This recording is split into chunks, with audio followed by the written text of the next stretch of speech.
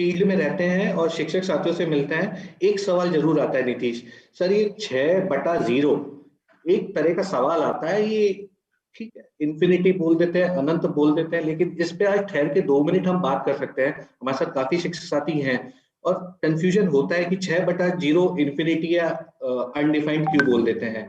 नीतीश, इस पे चर्चा होनी चाहिए और हम बार बार विद्यालय जाते हैं इस पे चर्चा करते हैं कि 6/0 जीरो से भाग जब दे दिया जाता है तो संख्या अनडिफाइंड कुछ कह नहीं सकते, या फिर अनंत बोल देते हैं, इनफाइनाइट बोल देते हैं। इसका कोई कारण हो सकता है क्या? बिल्कुल चंदन, जब मैं अपनी छात्र जीवन में इस घटाव की प्रक्रिया में आता था तो मैं भी नहीं समझ पाता था कि 6/0 अनंत कैसे हो जाता है।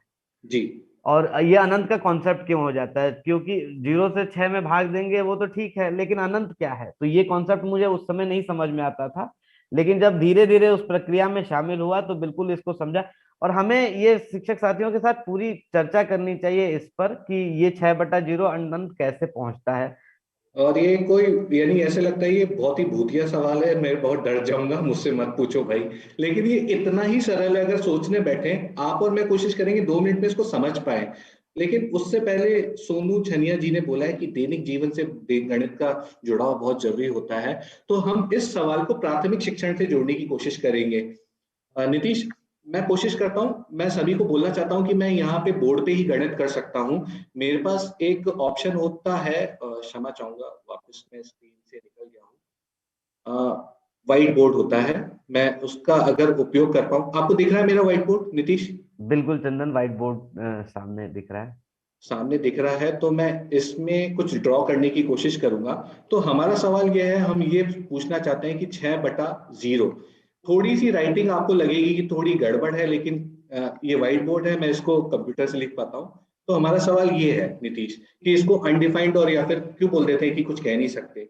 आप और मैं थोड़ा याद करें, जब जोड़ से गुणा जब कनेक्ट होता है तो गुणा जोड़ से निकलता है कि बार बार जोड़ करने की प्रक्रिया से गुणा उसको आसान कर देता है। ये बात हमने पढ़ी भी है, बच्चों को हम प्राथमिक गणित में पढ़ाते हैं।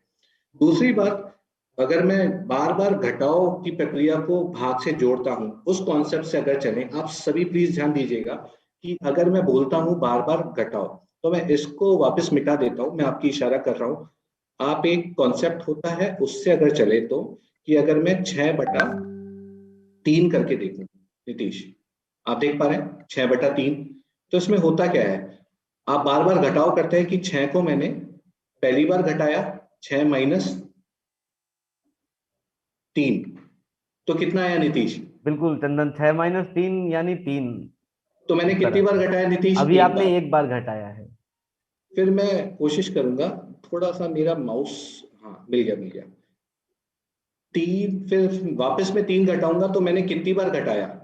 ये दूसरी बार घटाया चंदन आपने, और और मेरी उत्तर संख्या खत्म हो गई, संख्याएं उत्तर खत्म हुई, शून्य आ गया शून्य मेरी प्राप्त हो संख्या। गया तो इसको मैं जी। बांटने के नजरिए से भी देता हूँ, 3 दिए आपको, 3 मुझे दिए, मैंने 2 बार बांटा या फिर 2 बार किया। इसी संक्रिया को जो 6/0 था, आप उसको अगर सोचे वापस,